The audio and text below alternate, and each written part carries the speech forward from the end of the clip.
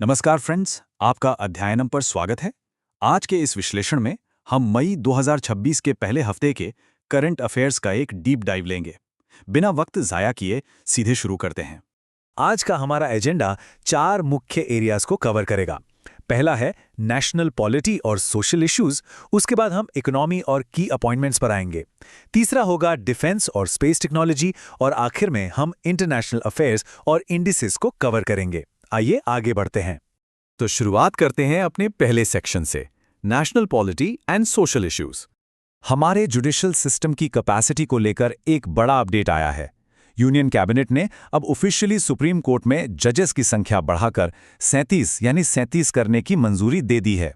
ये एक बहुत ही क्रूशल डोमेस्टिक शिफ्ट है जो सीधे तौर पर जुडिशियल एडमिनिस्ट्रेशन और देश भर के पेंडिंग केसेस को टैकल करने में मदद करेगा।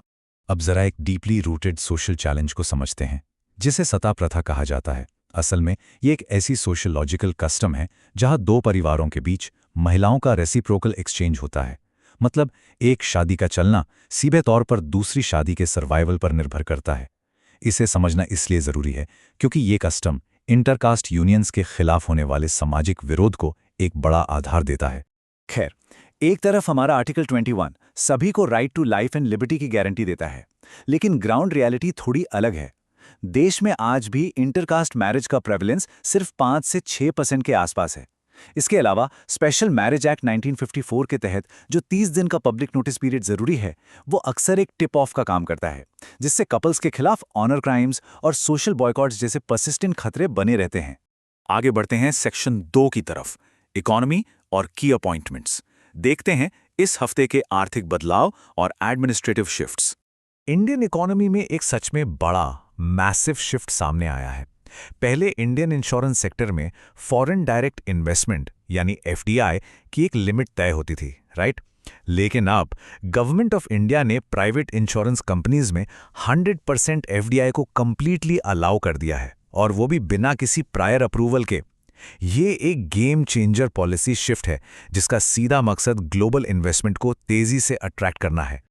अब जरा कुछ अहम नियुक्तियों पर नजर डालते हैं। रिनाउंड राइटर और पद्मश्री अवॉर्डी प्रसून जोशी को प्रसार भारती का नया चेयरमैन नियुक्त किया गया है। नीति आयोग के अंदर भी काफी बड़े बदलाव हुए हैं।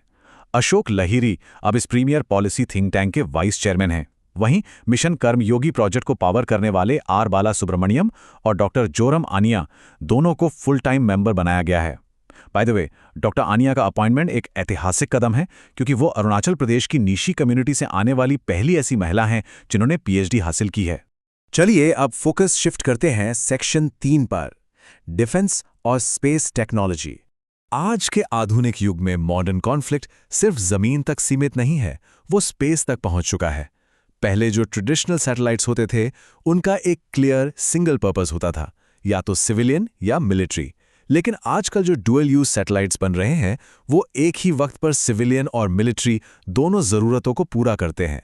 सो इसका मतलब क्या है? असल में ये सैटेलाइट्स मॉडर्न स्पेस वॉरफेयर की लाइंस को पूरी तरह से ब्लर कर रहे हैं, जिससे इंटरनेशनल स्पेस लॉस को अप्लाई करना काफी कॉम्प्लेक्स हो गया है। नेवल डिफेंस की बात करें तो एक सच में बड़ी टेक्नोलॉजिकल लीप देखने को मिली है। ओडिशा कोस्ट के पास भारत ने हाल ही में एक long range hypersonic antiship missile का सफलतापूर्वक टेस्ट किया है। ये हाईली एडवांस्ड वेपन सिस्टम बिना किसी शक के हमारी मैरीटाइम सिक्योरिटी को एक बहुत मजबूत दिशा प्रदान करता है। मिलिट्री डिप्लोमेसी की तरफ देखें तो CNBACS 2026 एक्सरसाइज के अहम डिटेल्स भी सामने आए हैं। ये दूसरी India Cambodia bilateral military exercise है जो इस साल कैम्बोडिया के काम्पोंग स्प्यू प्रोविंस में कैंप बैसिल पर 4 से 17 मई के बीच आयोजित की जा रही है। एक खास बात यह है कि इसे यूनाइटेड नेशंस मैंडेट के चैप्टर 7 के तहत कंडक्ट किया जा रहा है, जो ब्रॉडली ये दिखाता है कि भारत रीजनल सिक्योरिटी और कोऑपरेशन में एक्टिवली और डीपली इन्वॉल्व हो रहा है। और अब आते हैं हमारे आखिरी सेक्शन पे, इंटरनेशनल अफेयर्स और इंडाइसेस। दुनिया के सबसे वाइटल चोक पॉइंट्स के जब भी बात होती है तो स्ट्रेट ऑफ हॉर्मुज का नाम सबसे ऊपर आता है। ये एक बेहद क्रिटिकल ज्योग्राफिकल पॉइंट है जो मिडिल ईस्ट की एनर्जी प्रोडक्शन को ग्लोबल मार्केट से कनेक्ट करता है। अब इस हफ्ते की बड़ी खबर यह है कि यूएस ने एक प्रोजेक्ट फ्रीडम लॉन्च किया है। इसका मेन ऑब्जेक्टिव इस नैरो पर बेहद जरूरी ट्रांजिट रूट में फंसे हुए कमर्शियल शिप्स को सेफली गाइड करना है, क्योंकि इस रूट का चालू रहना पूरी दुनिया की इकोनॉमी के लिए लिटरली बहुत ज़्यादा मैटर करता है। अब एक नज़र डालते हैं ग्लोबल रैंकिंग्स पर।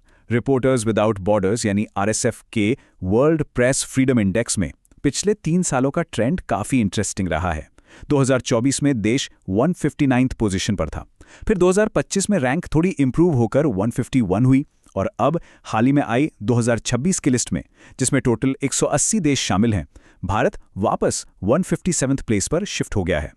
तो इन सभी टॉपिक्स पर गौर करने के बाद एक बड़ा थॉट प्रोवोकिंग सवाल सामने आता है। एक तरफ हमारे पास कास्ट एंडोगमी या सत्ता प्रथा जैसी कॉम्प्लेक्स लोकल और सोशोलॉजिकल चैलेंजेस हैं, वहीं दूसरी तरफ हम एशियन डेवलपमेंट बैंक के $70 बिलियन डिजिटल नेटवर्क प्लान जैसे मैसिव ग्लोबल लीप्स देख रहे हैं। ये दोनों बिल्कुल अलग वर्ड्स आपस में इंटरसेक्ट होकर हमारे देश के फ्यूचर को आखिर कैसे शेप करेंगे, ये आने वाले समय के लिए सोचने वाली बात है। इस विश्लेषण के आखिर में बस इतना ही। आप हमारे चैनल को सब्सक्राइब करें, लाइक करें और शेयर करें, और आप हमारी वेबसाइट www.adhyayanam.co.in पर विजिट कर सकते हैं current affairs section wise MCQ at the end.